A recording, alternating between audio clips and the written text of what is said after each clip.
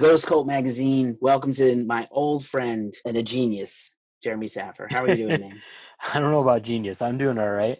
How are I you, man? Thanks for I'm having me. I really appreciate it. it's been too long, and I feel on one hand great to see you at all, but also what a shame that we can only see each other this way. But we were just speaking before the call here that I saw you last at Lacuna Coil in Yep. New York City for the anniversary shows, which was magnificent.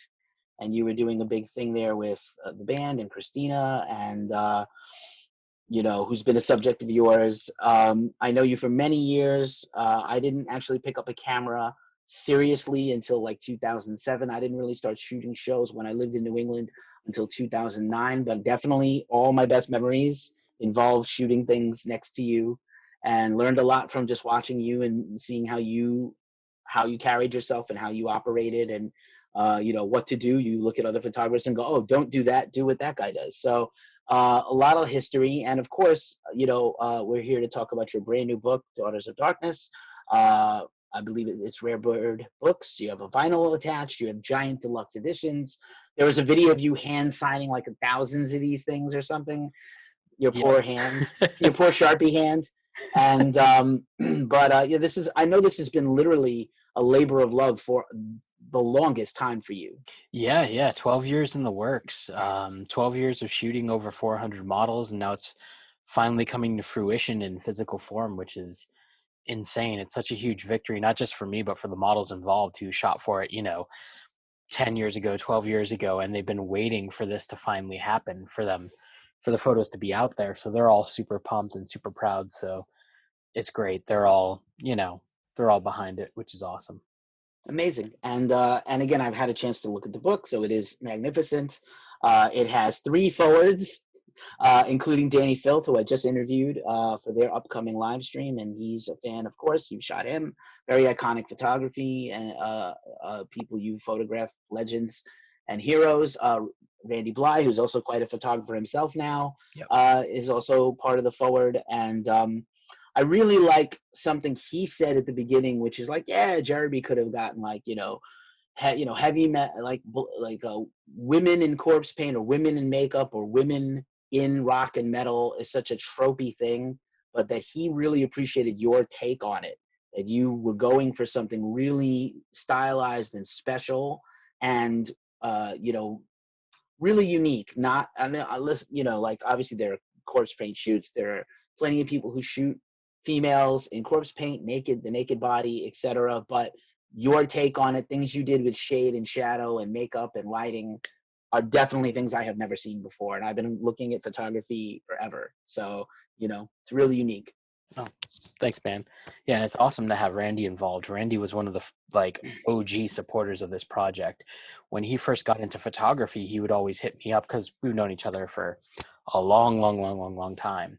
So he'd be like, "Hey, so what did you use for lighting here? How does this lens work? What lens do you like better for this or this?" We'd always nerd out about photo things and show each other kind of what we've worked on, what we have been shooting lately. And I showed him the corpse paint stuff probably like maybe a year or two into it, and he's been so pumped on it ever since. Huge supporter. Always, every time I would see him from then on, it was like, hey, when's the book coming out?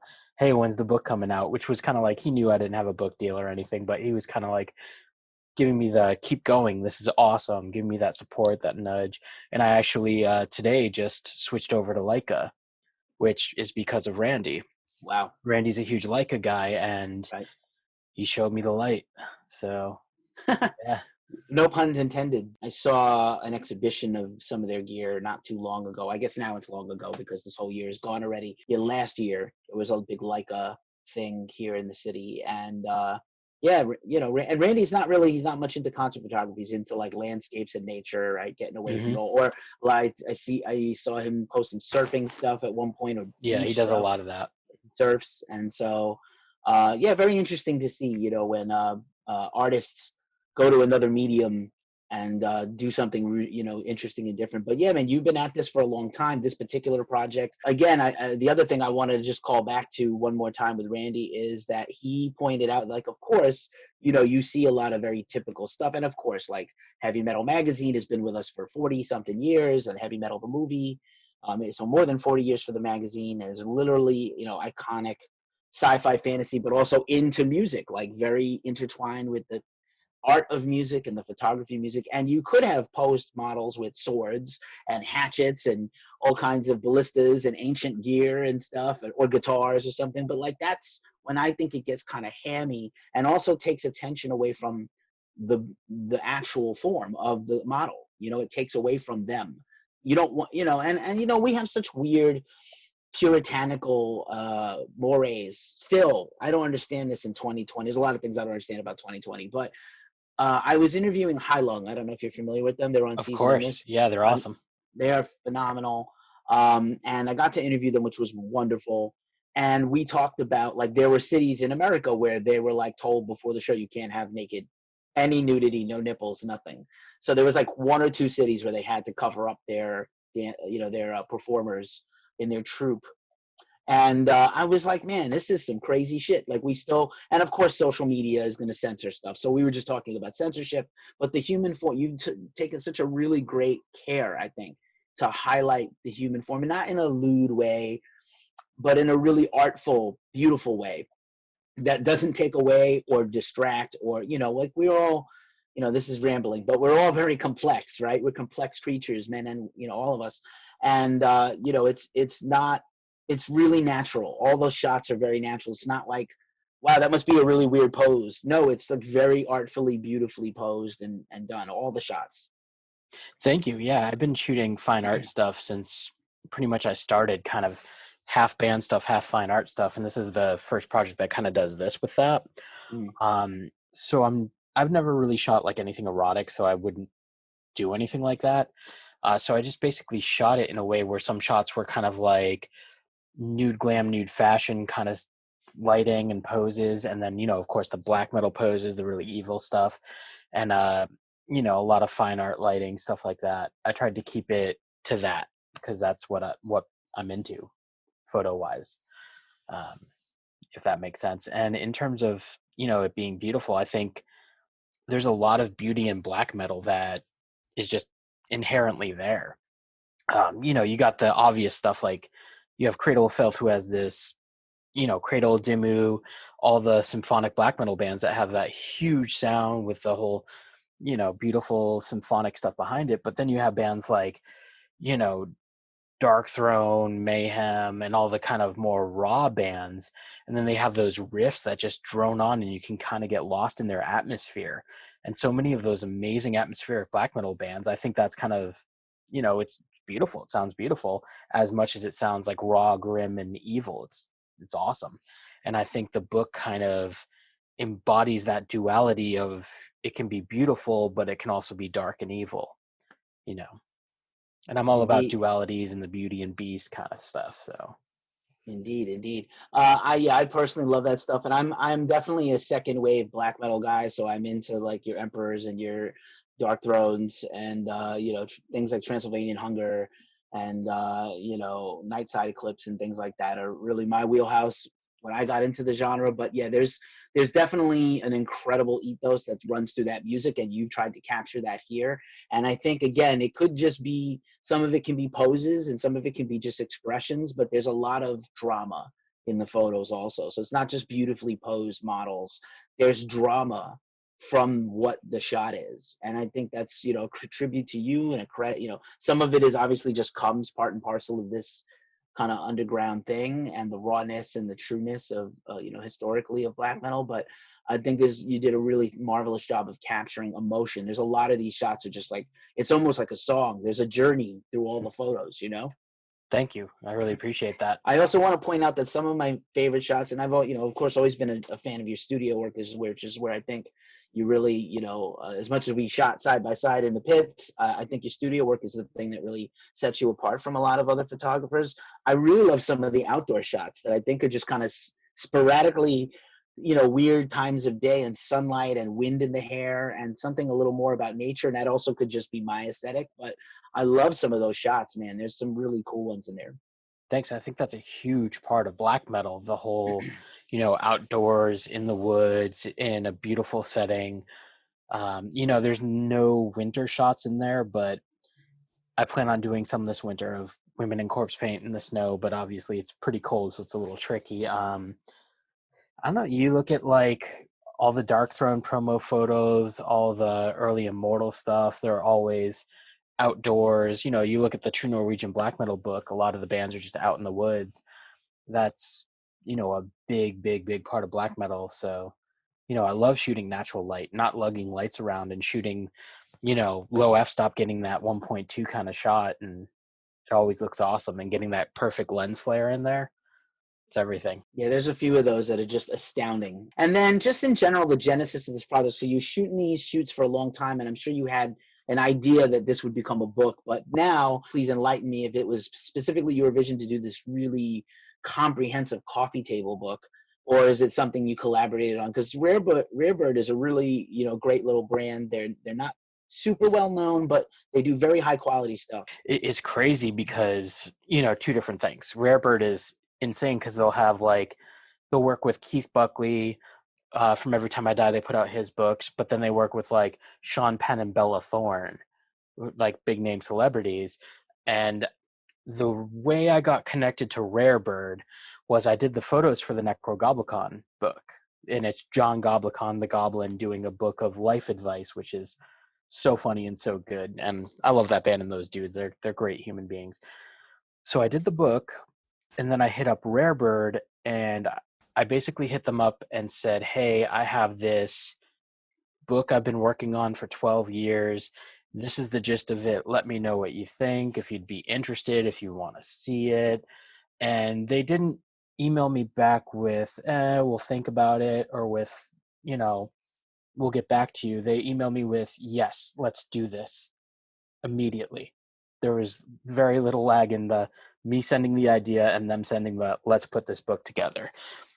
And the first meeting I went into with the owner, Tyson, he's wearing a Satyricon hoodie, and we talked about black metal for 2 hours before even talking about the book. So it's awesome. But in terms of how it kind of evolved from the first shoot, you know, the first shoot was for a clothing line. I don't know if you know Kareem from he was a tour manager for Napalm Death, Black Dahlia Murder. Then he worked at merch company. Now he has his own night shift merch, which is awesome. He was doing a clothing line that was a black metal clothing line, and he had me do this photo shoot that was the cover of the album Pulp This Is Hardcore, but a nude model in corpse paint instead of a blonde model, and it would say, you know, this is black metal. So I did that photo shoot, but while I did that, you know, singular shoot, the model and I had the idea to, you know, hey, you're in corpse paint, let's do a bunch of stuff. So we shot on a white background, black background, in a creepy basement, you know, all over different areas of my studio at the time. Her name is Lydia Vengeance. She's in the book as well, of course. And when I did that shoot, it just brought back all those memories of like flipping through albums at the record store and, oh, Tristania, look at this awesome photo. I don't know who they are, but I might like this. The Sins of Thy Beloved, I got to check this out. You know, there's so many albums I bought just because of the cover artwork, like a really cool nude women like in a cult setting or out in the woods, or anyone with corpse paint, anything gory, stuff like that I was really into, anything pushing the envelope. Like pretty much every piece of Cradle Filth merch from 94 to like now is like nude women, that kind of stuff, nude art. And they always have that kind of romantic, kind of vampiric thing going on, but they also have like these gothy, fashiony photo shoots that they did for them, and those were always awesome. I was always wearing those Cradle Filth shirts. They were one of my favorite bands, you know, in black metal. They were the first one I really got into before getting into, you know, Immortal, Dark Throne, Emperor, Satyricon, all of them. In terms of how it went from that one shoot on, we did that one shoot and I was like, okay, this is awesome. I need to do more with this. Maybe I'll put together, you know, like 10 shoots and do a series. And then about 25 shoots in, I'm like, okay, I'm going to do a calendar. And then I did put out the calendar. I want to say maybe 2013, 12, somewhere around there. And after the calendar came out and I was about 100 shoots deep, I was like, I'm going to keep going. I want this to be a book. So when I hit about maybe 5 or 6 years, 7 years into the project, I started reaching out to different book companies. Hey, would you be interested in this project? And I got nothing but no's. Yeah, no way. So I got to maybe the 8, 9, 10 year point, and I started hitting up not just book companies, but also record companies, because I know they put out books as well. And the record companies were all saying, no, we can't put out anything with nude stuff in it. You know, it's the Me Too era. We can't put this out. There's no way. I hit up some clothing lines as well, the same thing. And then the book companies were like, hey, we do nude photography, but this is too creepy, scary, and niche for us. Our audience wouldn't buy someone, covered in corpse paint. That's not what we're about. So it's awesome that I was able to connect to Rarebird, and they not only are passionate about the project, they get it.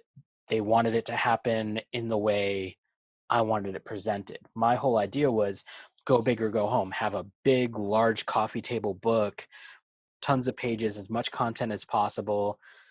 Have it heavy, big. If someone doesn't like it, you could beat them with it, And they were all about it. Every little detail I wanted, the order of photos, the spot UV where it's, shiny on the cover, all that kind of thing, logo placement, every single little thing. They're like, yep, we got to make sure it happens your way, which was awesome. Usually you hear the opposite, where the book company kind of takes away, they make it theirs, they put in their insight, too many cooks in the kitchen. But no, really, Tyson was just like, we got to do it your way, because that's the way I want it, and he's as pumped as I am, which is great, because you don't usually find that in publishers, record labels, stuff like that. Amazing. And it's so important. Again, you followed your own path for a long time. It's really important to have that creative control.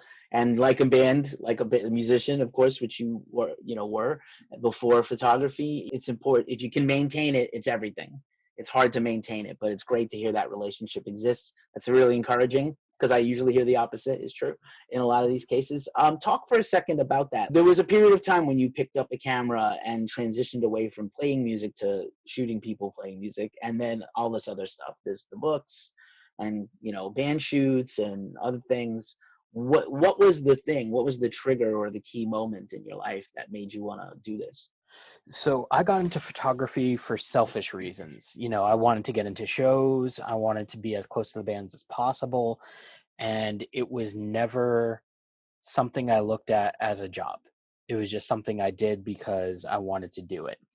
So I'd been working for, Scott Lee and mass concerts for years and years, since I was like 16, maybe 15, something like that, shooting shows.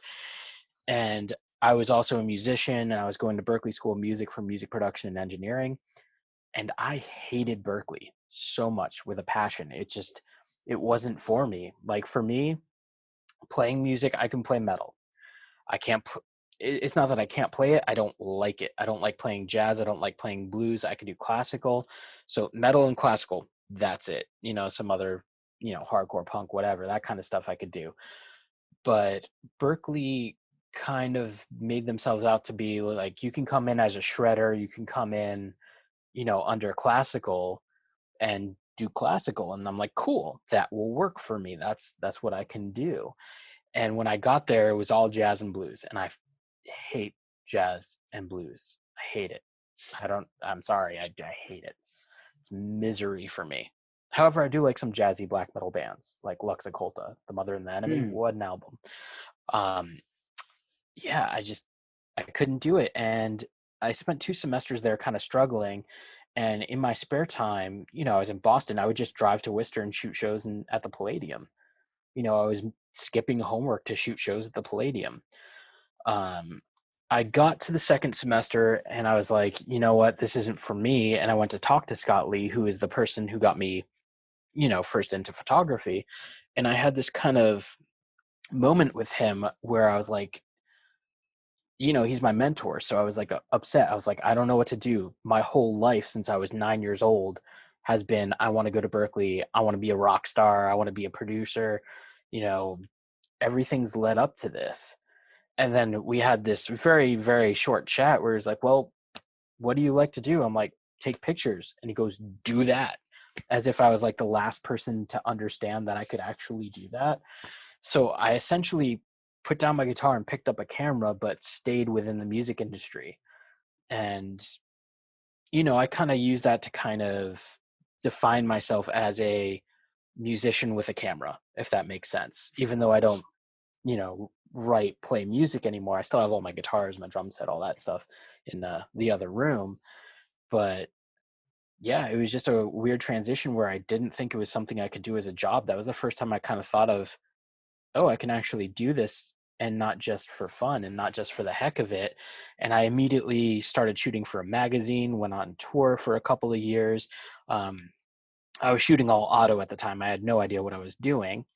So I dropped off tour for a 10-month program at the Hallmark Institute of Photography, which is, their photo program is a 10-month intensive, shove everything in your brain as much as possible. So I did that. And the funny thing is they kept on hammering in your head, you cannot be a music photographer. You can't be a music photographer. And while I was there, I got that shot of 50 Cent where the riot happened, and at the Hippodrome, where I was the photographer for the Hippodrome as well. And it ended up on the cover of every major newspaper, every news story. And I made my tuition back, right away. And they were like, all right, plan B. Jeremy Saffer went to Hallmark. You can be as successful as him. Like, that was the next year's catalog. That's And amazing.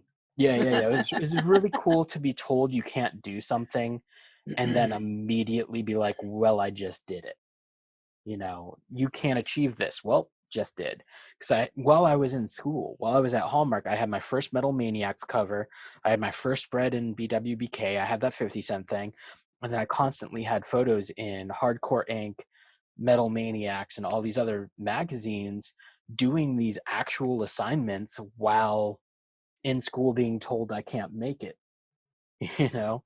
So it was really cool that, that, and it was nothing against Hallmark. They're great teachers. It doesn't exist anymore, unfortunately. The school went under. But, they were really, really supportive of me in my career post-graduating as well. And they even set me up, like, when I was selling that 50 Cent photo to anyone I could that day, they set me up in a little office, let me do my thing. It was really nice of them. That's amazing. I love hearing the story of that, like, sort of transformation. Also, just shout out to Scott Lee, one of the greatest people ever.